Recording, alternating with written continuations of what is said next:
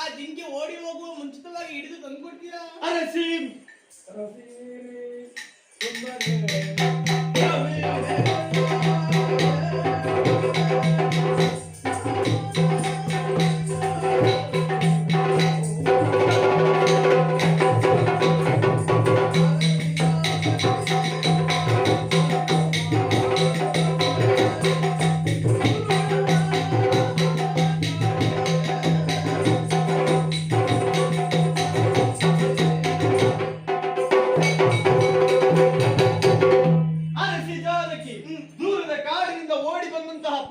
ನೋಡಿ ಮನಸೋಲದಿರು ಸರಸದ ಜಿಂಕೆ ಇದಲ್ಲ ದುರುಳರ ಕಪಟ ಜಿಂಕೆಯಿಂದ ಕೇಳು ಖಚಿತ.